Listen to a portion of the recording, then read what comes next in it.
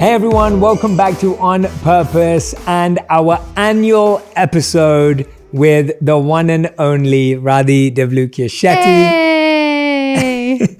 We do this every single year. The first ever episode on the podcast on the 14th of February 2019 was Radhi. We did our 1 year celebration with Radhi, and this is now our 2-year celebration with Radhi. The podcast is now officially 2 years old. Oh my gosh, that's amazing. But also I thought, number one, you'd keep my seat warm for me.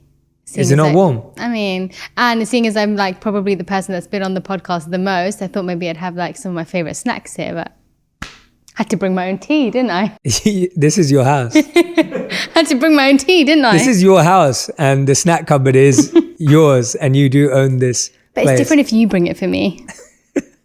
But I'm so excited to be here. And yeah, I don't know what we're going to speak about, but I'm very excited. Yeah, so Radhi and I don't plan these. What we do is we ask my team, friends, people we know, people we don't know to come up with questions that we can discuss. And that's what we're going to do today. We think 2020 was a incredible year for relationships and the challenges it brought with that. So we want to dive in today about how we tried to navigate 2020. And as always, these conversations are completely raw and open and vulnerable, where we're sharing with you our mistakes, the things we got wrong, the things we learned, the things we got right. We're sharing all of it in this conversation. So I really, really hope that you enjoy this one. As do I. So let's go. What should we start with? So the first question that I have from our team is, what do you find hardest about love? I was actually thinking about this morning when I was thinking about coming and speaking here. Coming and speaking to you. And I was thinking about how, you know, a lot of the time when you end up feeling annoyed at your partner or irritated in some way, or when they really annoy you, no, I'm just it actually made me realize that a lot of the time, you know, they say it ends up being a reflection of you. And I think a lot of, when I think about what ends up, like when we have our like petty arguments or whatever it is, I feel like it's actually because it hits at a sore point of me realizing that it's my, whatever we're arguing about, how I'm reacting, it's my weakness.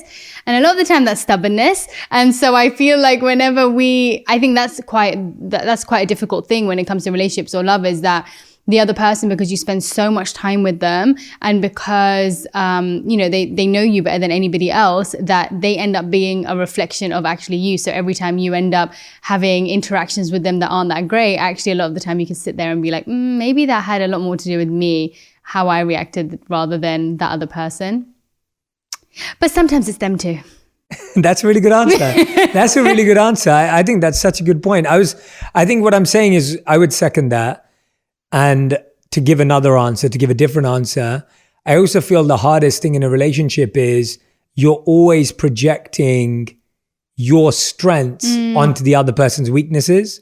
So you want the other person to be more like you, but when you really think about it, you don't. Like you love the other person for not being like you.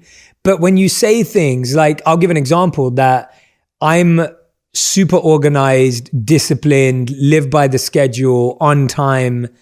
So am I. And at times in our relationship, I've wanted you to become like that and do things like me. Mm-hmm. And when I've really sat with that and really thought with that, I realized actually I don't want you to be like me because I love you for not being me. Yeah. And the things that you bring to this relationship, whether it's spontaneity, whether it's being fresh, whether it's being always alive, like that's the strength. And I think what we do in relationships is we dampen our partner's strengths instead of amplifying them. Yeah.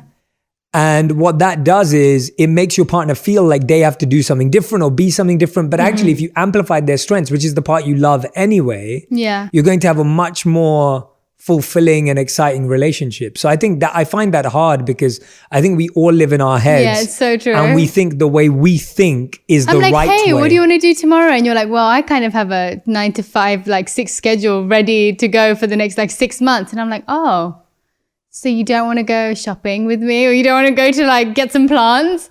And yeah, no, I agree. And I feel like it's, But I also think from that, you know, it also helps, even if you're not doing, even if you feel like it's a negative thing, to notice that and to try and correct it. In the same way, I think it can also help the other person tighten up on that area of their life too. Like, okay, cool, you may be super organized and I may be not very organized at all, but at the same time we can find like a good middle ground when we're together, where it's like, okay, you know that I like being spontaneous, so maybe randomly you'll be like, okay, cool, like, which you do, you're like, oh, you know what, I'll just cancel my meeting, or I won't do this and let's just go do this. And for me, I'm like, oh, okay, and I know that I try to be a little bit more organized, where I'm like, oh, okay, I need to make sure I do this today, I need to make sure I give you this today, like whatever it is, like trying to make that better as well, because even though it's a strength in some ways, every strength ends up being a weakness in some way too. So I think it helps, you know, kind of balance it out as well, and help the other person notice when they need to probably change a little bit. Absolutely. Okay, second question is, how did your relationship change in 2020? How did it change? I kind of feel like this felt like our first year of marriage, because we we have not spent this much time together in a whole entire relationship. And so I kind of feel like, for me, it felt like we were on our honeymoon type feel, where we just got married and we were learning so much more about each other. But then we ended up, just really understanding one another and settling into each other a lot better than we probably even have for the past, how many years have we been married? Like 3 years? 4 years? We've nearly been married 5 years. Nearly 5 years, but it feels like 1 year. But yeah, no, I think it really made us, it really helped us understand each other better. It helped us get into a rhythm together, which I don't feel like we ever really had a rhythm together. And so I think it's actually changed I can't think of any ways that it's changed in a negative way. I really think that it's improved our relationship through figuring a lot of stuff out, but it's definitely got to a point now where I'm like, oh wow, that whole year was definitely a good jump or a good step up for us. Yeah, I'd have to say one of my favorite things was, it was the first year where we started doing a lot of physical activity together, because we always go on like travel together or something like that. But it was the first year we started actually working out and exercising together. Yeah. So we used to go on hikes up Griffiths Park and then Runyon, and then we'd go on walks, and just so many opportunities to be in nature together, because we weren't going to the gym. And then we were doing in-home workouts together with a virtual workout. And we'd put our playlist on with that song that you were talking about the other day. Don't Rush. That's the song of 2020 for me. And I just think that we were forced to just spend so much time together, but we actually found ways to do things we enjoyed together. I think we actually realized that we were spending time together in the wrong ways before. Like, I feel like that's what it made us realize, that we thought going shopping together or going to watch a movie together was like, and sitting and watching a movie together were the ways that we would be spending time together. And then we realized that actually we just really enjoy doing, whether it's like normal things like working out, but it feels so much more fun for us than sitting there and doing something that I don't know how to explain it, but yeah, like something that where we're not talking or we're not interacting, and the focus is somewhere else. Whereas this, it's like you're completely focused on the activity, completely focused on the other person. And it was just so much more fun to do that stuff together, even if it is just like working out and or going for a walk or whatever it is. But it felt so much more interactive and so much more fun. Yeah. And for everyone who's listening and watching, this was the year that Radhi and I have spent the most actual time together since we've been married. Yeah. And since we were dating, because I'm always traveling. She's back at home in London sometimes. She's traveling. And for us to be in this space together, we had to focus on learning about each other even more. So it was a big change for us. Yeah. And like Radhi said, I think the same. I think it just brought about positives for us, thankfully. And you know, we grew a lot closer this year, I think. Yeah. And I do think it's also because I don't feel like it felt natural, but at the same time it was natural because we were both very aware and intentional of how we were interacting with the other person. Because of how bad it's gone in the past, I feel like we have been able to use all of those mistakes that we made where we were really trying to figure out a way for it to be better. Like we both had the intention of making it better, whether it was like quarantine, whether it was COVID, whatever it was, that like I feel like we'd gone through so many times where we tried and it may be like we still weren't understanding each other, where we're like, no, this time we both actually really want to intentionally make an effort to have conversations that we maybe don't have, to resolve things in a way that we don't normally resolve things. And so yeah, I think that that's also important, because it wasn't just like, oh, this was nice, like it just happened this way. I feel like it was definitely something we thought about and tried as well. I'll do a question for you. Go on. I was thinking about this earlier too, like, and I was going to ask you separately, but I thought, why not ask you on here, put you on the spot. What is like, okay, for example, you know, in a relationship when one person asks the other person to do something, like I always think about this with you, because you always, regardless of when I ask you to do something, no matter if you're like, let's say something simple, like we're both sitting watching something and I'm literally like to you, oh, I really want this. And like, I haven't even asked you to do it, but you'll literally get up and you'll go and do it for me. Or like, I'll ask you to go get something and you'll like, you won't even flinch, like you'll go out of your way to do it. And actually I was thinking about it, and like, that seems like such a small thing, but I actually feel like it's not, because a lot of the time where, even if it's with your mum, your dad, whatever, it's just, oh, do I really have to go and get it? Like, can't you just go do it yourself? But you, I feel, have generally always been like that. And so I was just going to ask you, because I think it'll be helpful for other people too, and helpful for me, like what goes through your mind when, even if I'm being really irritating or being a brat, like what makes you just continually do that without like moaning? The first thing that goes through my mind is, you are such a brat. Yeah. you are closer to that light switch right now.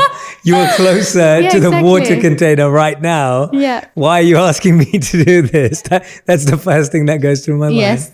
And then my monk mind comes in, and there's two sides to it. First of all, I know you're not asking me because you're trying to make my life difficult. You're doing it because you want to be loved that way.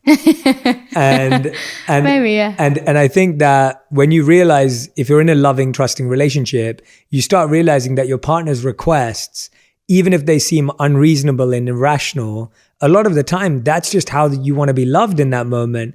And when you see it in that way, you go, yeah, of course I want to love you in that way, because you're not doing it to hurt me, because I know you love me. You're not doing it to upset me. You're obviously not doing it to irritate me. Mm-hmm. So then the only reason you could be doing that is because you need some love right now, and you need love in that way, or you need connection in that way, or you need intimacy in that way. And so you're asking for it because it's a request for love. And I think we think of requests for love as like, oh, give me a hug, or I need to talk to you. We think of those things, but actually it's the day-to-day moments in the small things where someone's saying, please love me, please see me, please show up for me. Please bring me a snack. Please bring me a snack. And I think we mistake that language because we think, oh, that person's being so irritable. So demanding. So demanding. And maybe they are. And that's something that you have to check for yourself. True. So if you are that person, Radhi, then you have to check for yourself whether it is demanding and stubborn, or whether it is a request for love. Yeah. For yourself. But I've made it in my mind that I believe you love me. Mm-hmm. And so if I believe you love me, then I should believe that this is you asking for love. And so, but if I didn't believe you love me and I was insecure about that, then it would be really annoying. yeah. And so it doesn't mean that I don't have that thought. It doesn't mean that I don't get internally frustrated with you for a second. And then straight after that, this kicks in and that walks me through it. And I think when people sometimes say to me like, oh, well, haven't you got it all figured out? I'm like, no, the first thought is never the thought that has it all figured out. The first thought is always, oh gosh, whatever. Yeah. It's the second thought. It's taking that time to have that second thought rather than reacting to the first. Yeah. So that's the answer to that Deep. question. That's great. Thank you. I've always wondered that. I have actually.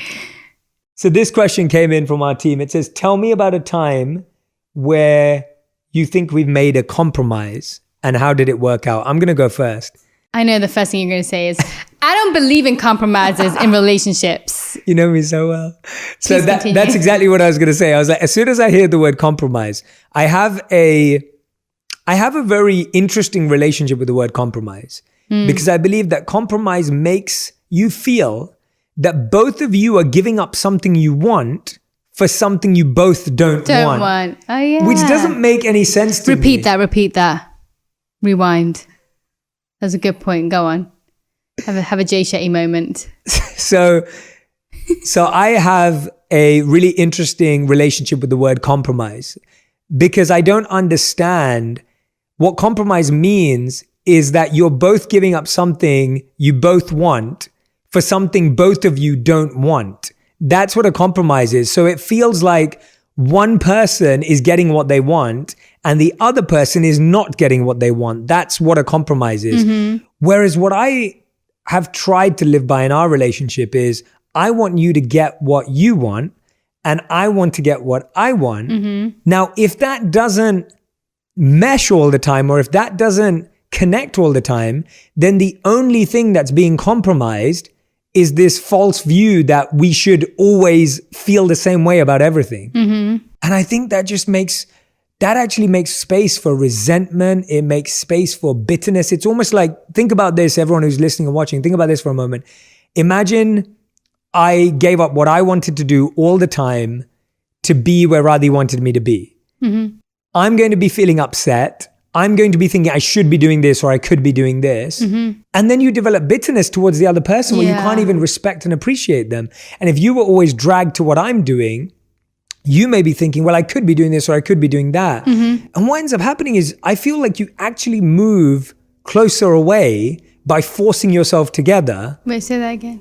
You actually end up moving further away. You actually end up moving further away by forcing yourself to be together. Yes. When actually you could move closer together by allowing yourselves to have that space. I agree. So that's my relationship with the word compromise. We've both been very happy for the other person to live freely, to do what they want to do, and without pressure of being like, okay, cool, it's my friend's birthday, for example.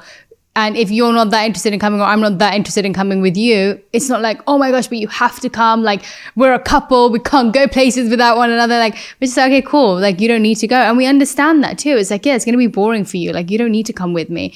And we're very good at making it quite clear if something is important to us, whether it's family stuff, whether it's whatever. Say, okay, cool, you don't need to come to this family thing, but I would really appreciate it if you could make some time and come here. And so I think it's also that where it doesn't feel like a compromise if you know that it's the same thing as what you were saying about the bringing me water or snacks. It's like, you know that the person loves you.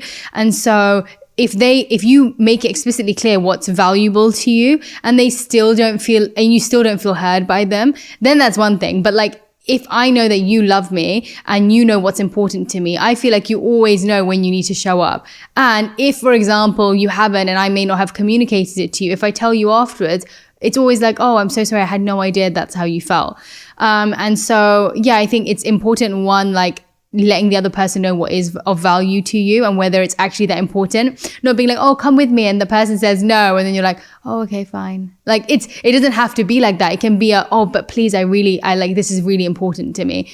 So it's communicating and letting you know about that. And also, yeah, understanding that the other person loves you, and that if they are saying no, it's not because they're trying to hurt you. It's because they maybe genuinely have something that's more important to go to or to do. Yeah. And I think you're right that's a really good point, because you expect the other person to read your mind and to know why it should be important to you. And we often have that thought, like, you should know this is important to me. But the truth is that in every relationship, like, no one knows until you explain to them. And I think in our love relationships, in our romantic, even in our friendships, we just expect everyone to fully know what we value. Yeah, it's like even with family, for example, just if someone is really close to their family, you expect in your mind that they realize that that's an important thing. But if, for example, that person is not that close to their family, in their mind, it's like, oh, it's my uncle's birthday. Come to my uncle's birthday, and you're like, I won't even go to my own, not you, but generally someone else might be like, oh, I won't even go to my own uncle's birthday because I'm not that close to them. So I think it's like, you are expecting the other person to live how you live and how you have your relationships or how you value things. And it's an unfair expectation because people have been through so many different things in life. Awesome. All right. Next question on the list. Next up. is we both have such hectic schedules in life and lots of work going on all our commitments. How do we find time to spend time alone and time with each other? I get asked that a lot, actually. I have so many, Really? some of my family members are always like, but does he have time to spend with you? Like, do you guys have time? Like, I was speaking to one of my family friends the other day, and she was just like, are you sure you guys spend time with each other? And I was like, yeah, we actually spend a lot of time together, but I can understand why people may think that. But yeah, you know, I don't feel like we've ever really felt, I feel like even if we've had the moments where we've had like months apart, we do make an effort that when we are together, especially recently within the past year or 2 years, would you say? You say 2 years? We've started doing a thing where we make sure that we have at least a weekend that we spend solid together. And sometimes that's more time that you spend together, even if you were seeing someone every single day for like a month, because it's condensed time, it's intentional. And it's with the sole purpose to spend time together and communicate and be together in a meaningful way. So yeah, we definitely make that time. But it's also because we choose to do that. Yeah, I think we both thankfully gravitate towards quality time versus quantity of time. And so we'll both be like, well, if we're both tired today, we'd rather not force ourselves to try and spend time together and give each other space or give each other time to decompress. And this weekend, we'll make sure we spend time together rather than the artificial force of like, today we had to spend time together because we promised or we said we would. And it's like, but maybe we're both not got the right energy right now. And we haven't got that presence right now. And so I think it's a mutual understanding. At the same time, I feel like, you know, there've been different parts in our relationship. Like I remember when we lived in New York, we probably didn't spend a lot of quality time together because the only time I had off was the weekends, and I was busy working sometimes too. And you were doing all your courses and your work on the weekends.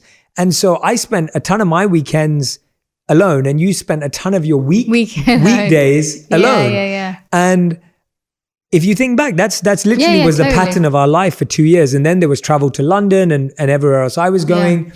And I think through all of that, it was always just about savoring those moments. It was about really cherishing and realizing that we were in a building phase. And so I want to address something here actually that I think will be really interesting for people is I talk a lot about like the 5 cycles of life that we all go through. So we have learn, experiment, perform, struggle, thrive. And so these are like different stages you go through every year. And when we were in New York, we were in a build phase of our life. Like we were both building. We just got married. I'd literally just started my career. You were discovering your career. We were in a build phase.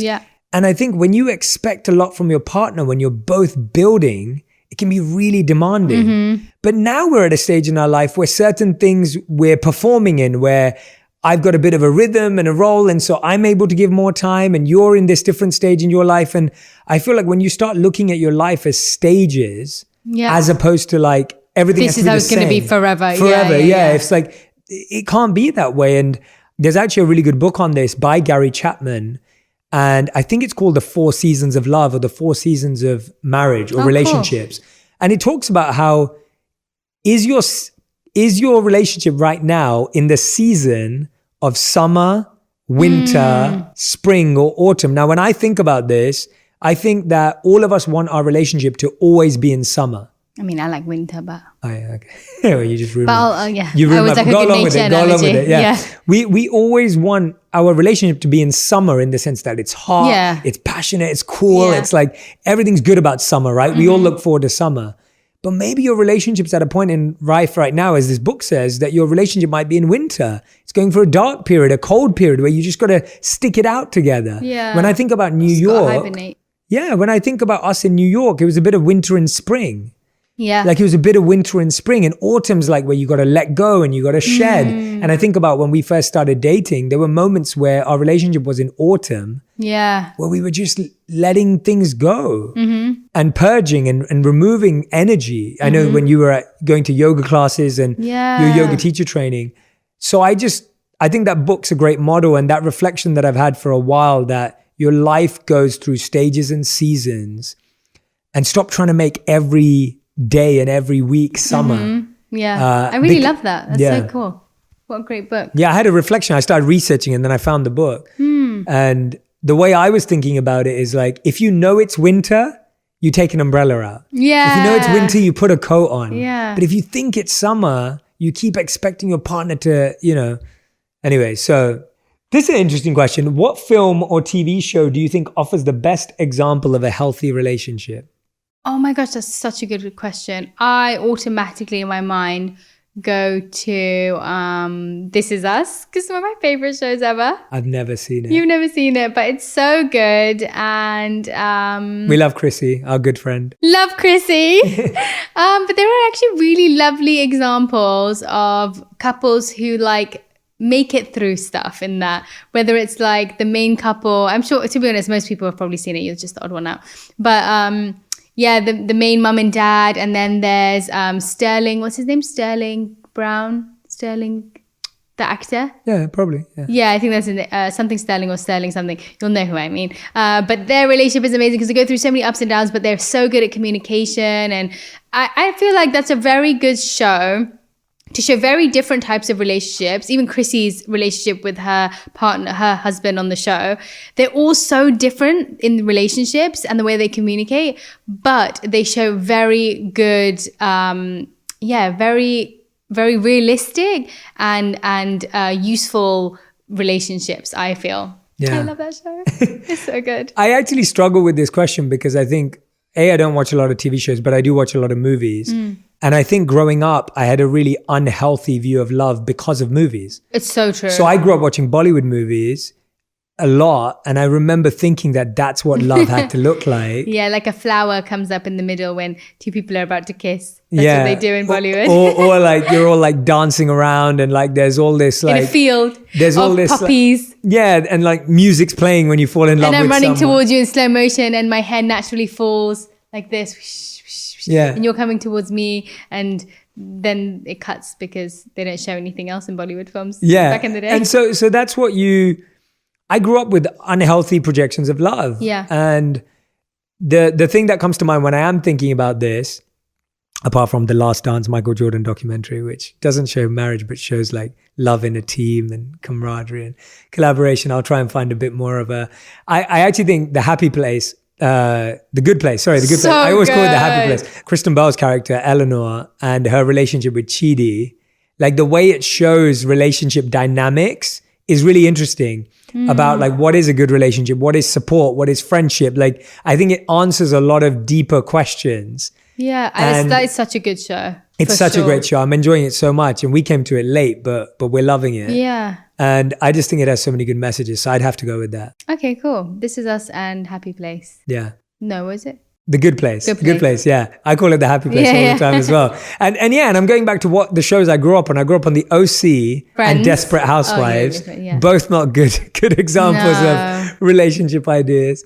And Friends you grew up on, which again, I wouldn't say it's like the best relationship stuff. It's just comedy but I agree with movies. It's for girls and for guys, I guess. I didn't think that it was such a big thing for guys because growing up, I always think guys just like aren't thinking about like romance in that stage of their life. But for girls, I think for sure, you're just always seeing how like the girl's like the damsel in distress and the guy like saves her, and I think it's movies mess you up. Okay, this is an interesting question. Have you ever experienced doubt in our relationship, and how do you express doubt? I guess maybe like right at the beginning when I'm trying to think. Yeah. I'm sure I did right at the beginning, and then like, just before you're getting married and like everything's like a bit confusing and there's just so much going on because of wedding, and then you're like, oh my gosh, I have to get married to this man. No. As in, no, seriously, I want to know. Yeah. I think probably just at the beginning when everything was so up in the air because like, as I'm sure in most cultures, but in our culture, it's like the man should have a job and the man should be the breadwinner, and like which is not true. You should have which is not true. And he should have everything figured out before you get into a relationship with that person. Like everything should already be set before you even think about marriage. And we really didn't have that, and so I think probably at the beginning. But I was so lucky because my mum and dad really were just so okay that I naturally feel doubts can come into your mind when other people get in your mind. But I think I was quite sure. I felt like straight away, I knew I had a connection with you. I knew that your values and the person that you were, I just knew we would be able to grow so deeply together. And that's really what I was focusing on. And then I was so lucky that the rest of everything else fell into place. And I'm so grateful for that. But I knew that the core thing that I wanted in the relationship was there for us to grow deeper in our spiritual lives together. And that was the main focus for me. And then we started having fun. I was like, oh, he is fun. Like, he's just not just like a teacher and like just so deep, but you also were so fun. And all the things that I maybe hadn't thought about was important to me slowly started coming. And I was like, oh, that is really important to me. Gosh, I didn't realize that at the beginning that that's what I wanted. But yes, the doubt was definitely like taken away by me constantly going back to the fact that I wanted to be in that relationship with you for that reason. And that's a good honest answer. Yeah, I think my only doubt was always, and it's funny because it's so hard to express this, because I remember it was really funny when your family had mentioned this to you, and it was like, are you sure he's not going to run back and be a monk, right? And run back to the monastery. And it's so interesting because my only doubt in our relationship previously, not anymore, had ever been that, should I have been alone? Yeah. So my doubt was never like you or another person, or if you were the right person. Yeah. It's always been, it's either you or me being alone. And I think that comes from me loving being alone and spending so much time alone. And I think there was a part of our relationship where, because I was spending long periods on my own, I always considered that. And I had that consideration of like, oh, is this what I'm meant to be doing? Like, should I have done this? Like, I think a bit part of my doubt came from a bit of sadness that I was like, oh, am I taking her away from her family? Am I taking her away from her dreams? Am I taking, like, that was where my doubt of should I have been alone came from, was, oh no, maybe I'm like, for my pursuing of my purpose, which I'm really dedicated to, am I taking her away? That was where my doubt came from, that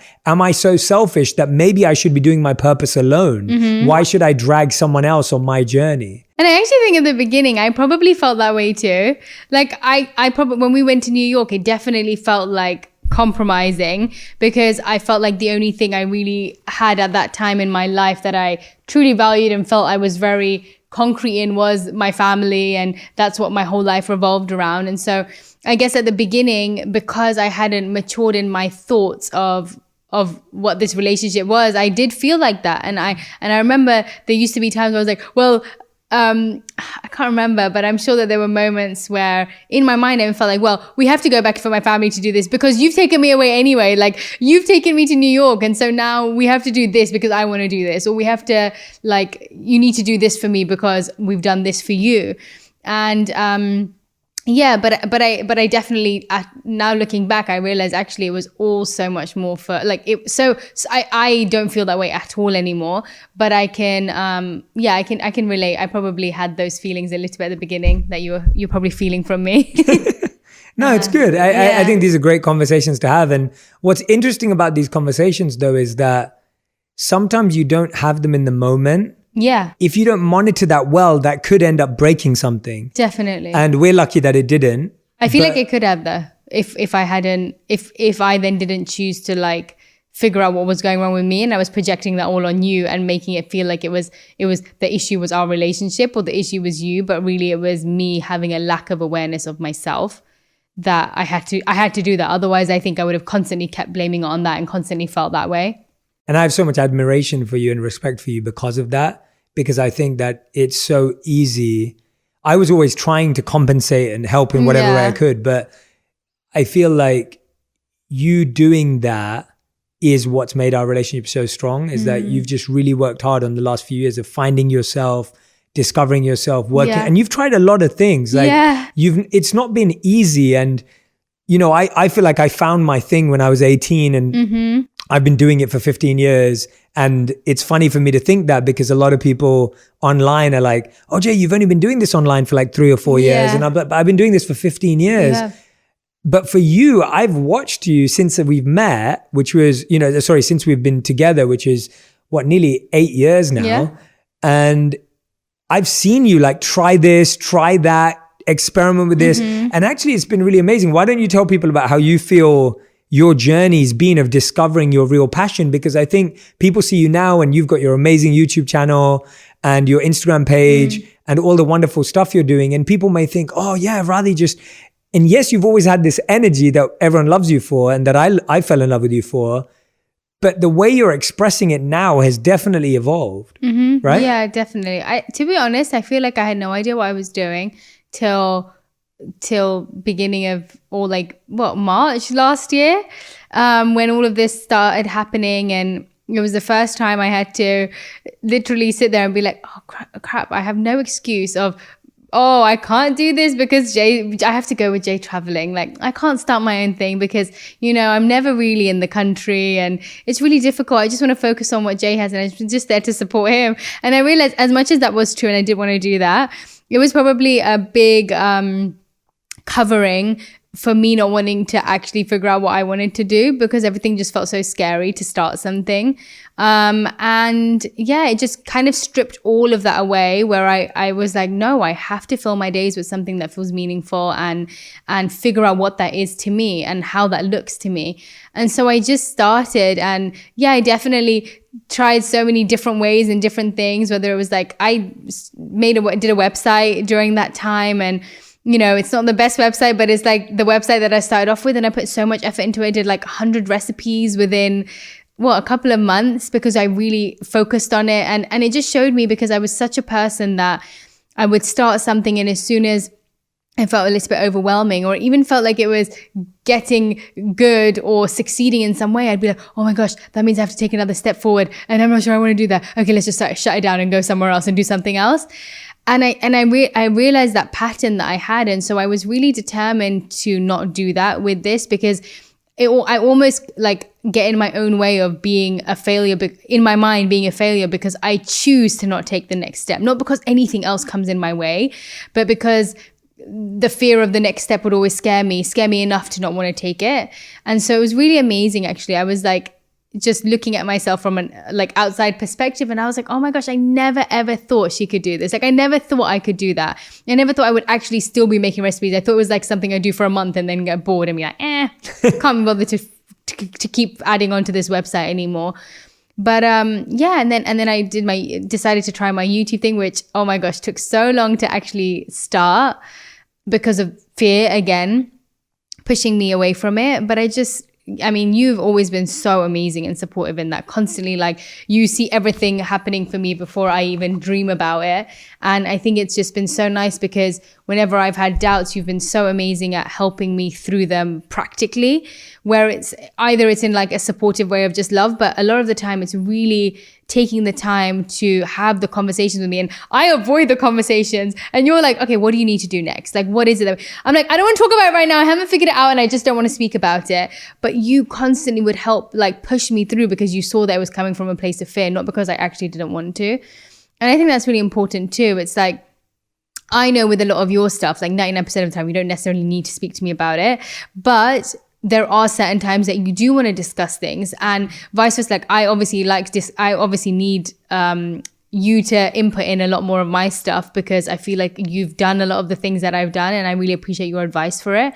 But I think there is so much of the support being in so many different ways throughout the times that I needed it. And yeah, to be honest, I don't know how I got here, but I'm really happy that I did it. I'm so happy, because I never expected myself to be able to do that ever. And I just genuinely feel for everybody else that's listening to this, that I was like, that's where my spontaneity that can be a strength and ended up being something that was such a weakness for me in the areas where I wanted to commit to something. And and I'm not just saying this, genuinely, if I can do it, ask my mum. She will tell you, if I can do it, I 100% know that other people can. Whatever it is that you love doing, just try it out. And if I can do it, oh my gosh, you all can definitely do it. Yeah. But enough about me. What I genuinely love about the way you're doing it, though, is that even though you have become more organized and disciplined and focused to figure this out, you haven't lost who you are. Yeah. And I think that's the hardest part. And I love seeing that in you. Like each and every video, the amount of effort you put in. I know the amount of effort that goes behind the scenes when you're about to launch a video and like your nerves and your excitement. And you just want to make everything so wonderful for everyone. And I love that. I love that even though you've become organized and focused and disciplined and all those things that you've had to learn, that you haven't lost yourself in it. Because I think that's possible too. So I love watching it and it makes me really happy. And what you were just saying at the end, you know, there's an old relationship rule of like, don't keep the score.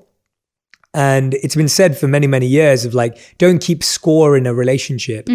But often score feels like, oh, I did this favor. What did someone else do? And what I've realized is that score should not be kept energetically. And so what I mean by that is I really feel that you carry the relationship sometimes emotionally.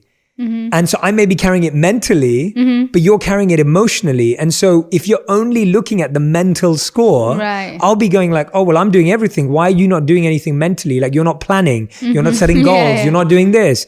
But that's because I'm only measuring it on my scorecard. And I think it's so important to be like, well, there are so many different scorecards. There's physical, financial, mental, emotional, spiritual. There are 5 scorecards. First of all, there shouldn't be a scorecard.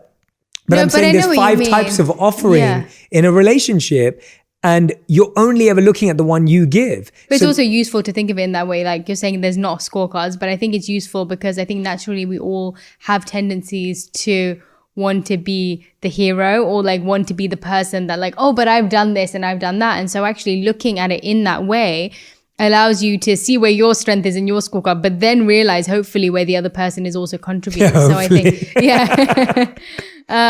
but yeah, that's really a good way of putting it. I've never thought of it in that way. Yeah, no, I've thought about that so many times. I think whenever I've been in that position of like, oh, I'm doing so much for this relationship and I do, there are times when I feel like that. I'm like, oh, I'm doing this. And then you just stop and you're like, that's just stupid because there are so many levels you carry the relationship on. Totally. And I encourage everyone to do that with their partner is just really look at like, where are you carrying the relationship and where are they carrying the relationship? And I promise you that someone in your relationship is carrying something. Yeah. And if they're not carrying anything, then sure, that's not a great relationship. But I think there are so many relationships where we miss what someone's doing. I think that really stops you from, and actually I didn't think of it in that way, but whenever I do think about when I'm irritated at something or when I feel that way, thinking about it in your way, and sometimes I have thought about it in that way, it makes you really not be selfish. Like it makes you, a lot of the times, if you feel that way, you can end up stopping yourself from continuing to do that or continuing to be the person carrying this section. But I think when you think of it as these other 4 areas that other person may be helping in or carrying, it stops you from limiting yourself in what you can give and realizing that actually I could be giving everything in this category and that's okay because he's giving everything in this category and I don't want that category. So I'm good for him to handle that.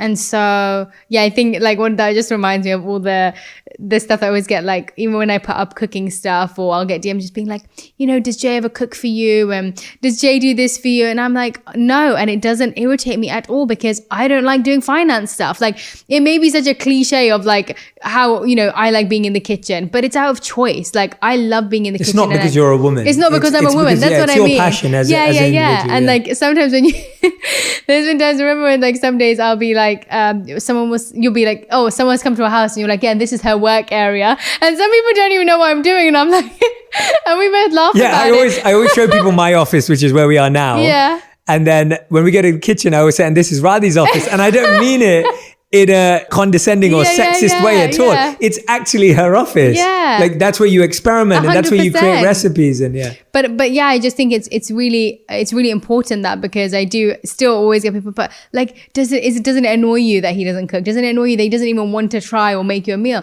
And I'm like, no, because I really don't want to learn about this that he does and he manages. And I think it's so important, because you can get so wrapped up in what other people do for each other in relationships. And what other people are carrying for each other in relationships. And you see this one aspect of it and you're like, oh, well, why doesn't he carry that for me? And why doesn't she carry that for me or do that for me? And I think it's so important, because it can really, stop you from giving as much as you should be or want to be giving in a relationship, because you're putting up your own barriers and telling yourself that you shouldn't because he's not giving enough. Exactly. All right, couple more questions. Go on then. This is a good one. When are you most scared to be vulnerable with your partner? When are you most scared to be vulnerable? Like, when are you scared of like being really honest and open? I'm thinking. Go on.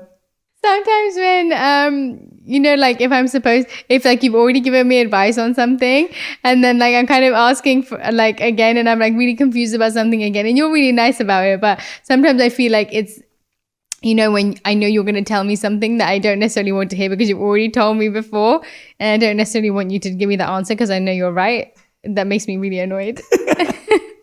So sometimes I don't feel like being vulnerable about how I'm feeling because I know the answer you're going to give and that I don't want to hear it. So what do I need to be to help you be more vulnerable? No, I think it's more me. No, seriously. No, I think it is very much so just me. I think it's me just wanting to be stubborn and not wanting you to be right. That's like a recurring theme in this podcast right now. I'm not stubborn. I'm not allowed to say it. That's the thing. That's the rule I've learned. I'm not allowed to say Radhi's reflect. That's when I feel most vulnerable. It's like I'm not allowed to repeat something she said that makes me look good. I'm like, I should really tidy up after myself or whatever. He's like, we should have. You're not allowed to tell me. You're not allowed to tell me that I should tidy up. I'll tell myself if I want to tidy up after myself. Okay. I feel most, I'm trying to think. I think the time I feel most vulnerable is like when I've spent a lot of money on something. Like, I feel like that's it, but I'm trying to think of it like. Oh yeah, like when you tell me not to, make sure you just park properly and don't ruin the rims. I'm like, if I want to ruin the rims, I'll ruin the rims, okay? No, but I don't feel vulnerable. I say that to you. I'm trying to think of something. When am I scared of being vulnerable with you? When am I scared of being vulnerable with you? Wait, I don't understand the money thing. No, like if I've just bought like a really expensive suit or something. Oh, you don't want to tell me? Yeah, exactly. Yeah, it's like if I've just bought an expensive suit for like an award ceremony. Because he knows he's got a Gucci wife. Yeah. So I get scared of being like, this is how much this suit costs because I'm wearing it. And what do I always say? I'm like, that's okay. It's for your work. Yeah. Every time. Yeah. No, you're always nice about it. In my mind, I'm like, it's for your work. It's fine. No, you're nice about it. I think it's a silly thing just because of upbringing and raising and stuff. It's not you. It's not you at all. You never stop me. And then I'm trying to think of something more deep because that was a fun one that I'm just with your health. Like sometimes with health stuff. Yes. You know why? Because sometimes because I'm cooking for him, I take things quite personally, and so sometimes but you try so hard. No, I know. Like but you don't, as in that's not. But I feel like sometimes from you, I feel you get a little bit worried about saying if something has upset your stomach or if something hasn't made you feel right, whenever you have been in ups and downs with your health, or whenever I've given you something and I've suggested something and it hasn't worked. And I'm like, but why hasn't it worked? Like, I just don't understand. And I think it makes you vulnerable and I get quite defensive. No, I don't think so. But you're trying so like, I don't think you get defensive. I think you try really hard. And so it's hard for you because you're trying to figure out so many ways to support me or help me. Yeah. And you don't want it to go wrong. And this is where it always comes back down to. It's like, when you trust the person loves you, you know that someone even being defensive is out of love. Yeah, I am defensive though about it, to be honest. No, but I don't. I think that comes from the fact that you're trying so hard. Yeah, maybe because I'm just like, oh, what? And it's hard when you're not in control of something and you're trying to be in control of it. But yeah, I feel like that's when I know is you are a little bit scared to be vulnerable because you want to tell me, but you also don't want to upset me or like. That's a good answer. Yeah, that's a good answer. I never want you to feel like you're trying really hard and it's not working on something because I don't think that's fair because it's not necessarily your responsibility.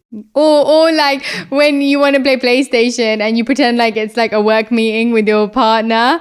And never say that's a work meeting. And really you just want to play PlayStation together, but you're like, it's for work. And I'm like, yeah, it's just because you want to play. Okay, another one. You're giving way too many. What else can I think of? Okay, so we're on to the final 2 segments, which is fill in the blank and final 5. Fill in the blank and final 5. Yeah, so fill in the blank is you fill in the blank at the end of the sentence. I get so it, we're both going to say it. All right? Yeah. Okay, are you ready? I'm ready. I feel most supported by my partner when? I feel like we did this last time. Yeah, but not the same question. I feel most supported by my partner when he brings me snacks when I don't even ask for them. That never happens. I know, that's why I just don't feel it right now. No, I feel most... That's my answer. You go. I feel most supported by my partner when... I bring you cut up fruit. No, I mean, that's a fun one, yeah. But when... He likes his fruit cut up when he's eating it, like a little baby, because his mum used to do it for him when he was younger. And when he goes back every single time, his mum cuts his fruit up into a little bowl. And he has his little assortment of fruit bowl every day. And he's like, you know, I really love it when my fruit's cut up. So that's what I've been doing, cutting up fruit midday, halfway through my work day. I haven't had it today, to be honest. I'm sitting there cutting up fruit for this king over here. Cut up fruit makes him feel support. My honest answer was going to be when my partner's present with me, like when I feel like you're really fully present. Okay. And cut up fruit too. Commitment means. Oh, you're really crying. I'm like, you put me into like, not crying. I mean, J. Shetty exposed. Commitment means. Commitment means. Commitment means. Commitment means like showing up in different ways for one another when the time is right. That's a nice knowing when it's your time to show up and knowing when it's their time to show up. Yeah. I think commitment means mutual love, boundaries, agreements, connection. Like when it's mutually created. Like you create a plan together, you create boundaries together, you create expectations together. That's what commitment means. And then you honor those. Totally. Conflict can bring. Conflict can bring. Well, let's just say I box, so conflict can bring. Oh, God. A few. I'm joking. I don't do that to him. Conflict can bring. Deeper love. I was going to say something like that. No, you weren't. I was. No, you weren't. You chose boxing. Conflict can bring boxing. Conflict can bring really good like makeup meals. Like whenever we make up, we can be like, oh, let's go get some like Cocobella creamery ice cream. Is that really what happens? That's why we haven't had it for so long, because we haven't had to make up. We haven't really had many fights lately. Let's pick one now. So I've got plenty to say. So that we can... So then we can have Cocobella. Final 5. So these are one word or one sentence answers. Yeah, stop giving such long answers. Okay. What's one thing you recently discovered about yourself that surprised you? That I can commit to things and just maintain it. I always knew this, but I guess I forgot it. I love exercising with sport. I just need to play more sport. I need to stop forcing myself. So that. Lovely. Okay. What about our relationship makes you feel powerful? They were both on the same page like a lot of the time. I'm like, oh, I like this. And you're like, oh, me too. I'm like, oh, okay. Like even if small or big things, like we are very much so on the same page. And even if we're not, we're both kind of okay with coming to an agreement that we both like. That's mine. Cool. My answer is you always trust me when the chips are down. What was the question again? Like what in our relationship makes you feel powerful? Yeah, got you. So for me, I what makes me feel powerful is when we're all in. You trust me even when things are not working out. Yeah. Externally. I that makes me feel really confident and strong. I'm glad. Okay. Just don't use my chips. Use your own. What do you think our relationship will be like by our 50th anniversary? Oh, Lord. I didn't choose these. What do I think? I think the better question is, how will we celebrate our 50th wedding anniversary? My mind's always like, with my family, with our family. We'd have a really nice 50th celebration with the whole family all together on holiday somewhere. Sounds great. Just letting you know. That's my answer. Sounds great. His would be like, just us two on a beach with a tennis court and, and cut fruit. I haven't had it today. Next. All right, 2 last questions. What about your partner have you grown to love that you initially disliked? I can't think of anything. Good. You go first. No, I can't think of many things I dislike. I'm just trying to think of what I now like about you. I think it was your I've just realized that, I think it was what I said earlier, like your lack of organization or whatever. Like initially that really irked me. And then now I'm just like, but that's what lets you be spontaneous. Like that's what lets your ever freshness come out. And if you became all of that thing, then you can't, not saying that you can't be organized, like you are organized now and you have become, but I mean, if you became an organizational rigid beast, then you lose that. Yeah. You lose part of that. So I think mine for you is probably just like your general way of thinking was not something that I was used to. That's true. That's a good one. That's a really good one. Whether it was the quality versus quantity amount of time, because I was not used to that. Whether it was, your just general way of thinking where I used to be like, oh, well, maybe I don't want to do that. But then I realized actually is a really good way of thinking. And even though it used to like scare me to think like that, because I felt like I was getting rid of a lot of my old like habits and ways of thinking. Now I've actually become quite fond of it. Okay. Next. Beautiful. I love that. Okay, 5th and final question of the whole interview. What's the funniest thing that's happened to both of you? The funniest thing that's ever happened to both of us? I was going to say that. Go on. What were you going to say? A few weeks or months ago, someone put us up on this Instagram page called Sibling Revelry. And what this page does is that it puts up pictures of siblings or couples and asks people to guess vote whether they're siblings or couples. And so they posted a picture of us, and I think 60% said siblings and 40% said couple, probably 40% who know who we are. And it's really funny because all the awkward pictures on that page are siblings. Yeah. So that's probably one of the funniest things that's ever happened. Really funny. That was a good laugh. That was good laugh.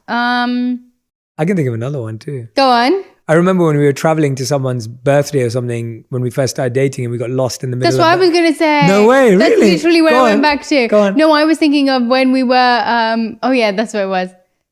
We were going somewhere and it was like countryside. And then somehow we drove into like a barn or like field area and I was so scared. And that was the first time that I was in a very scary situation with you. And it was the time I realized like how you will always be and always have been since that like calm. My dad has always been this person for me. So it was so cool because you literally took on that role of like, you were so calm, you're so connected, even when you're scared. I was so scared. Even when I was younger, even if my dad was so scared, he would never ever show he was scared and he'd always have me. Like I would never feel scared because he was never scared. And you literally I got a glimpse of that with you and I was like, oh my gosh. I was so scared. I was so scared. But you did so good that day. So yeah, that was funny. Funny now, not funny then. Yeah. And that's it, everyone. Quick 5. Done. Final 5. Final 5. As always. Thank you all so much.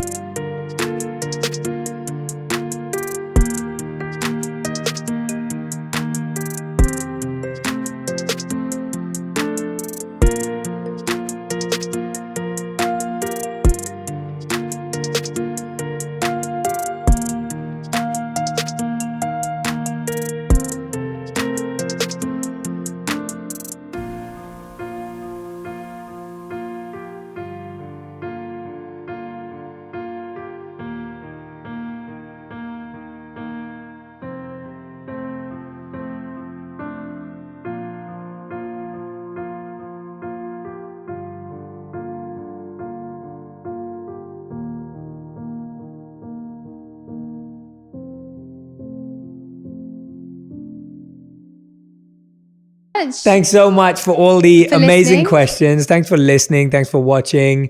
Make sure you go and subscribe to Radhi's YouTube channel. Follow her on Instagram. Please do, so I can bug you and love you. Yeah, go and check out all her new videos. She's posting every single week. I am. And they're the most fun. She's my favorite YouTuber. Turn the little notifications on. And Radhi, thank you for always being our annual special guest. Next time, I think I expect some sort of a prize Okay, or a gift cool. or a trophy Okay, or snacks. okay, I'll think one of the above. okay. But yes, thank you. It was so wonderful, and really thought the questions were great. Yeah, I really enjoyed this one. I think we went really deep with... Yeah.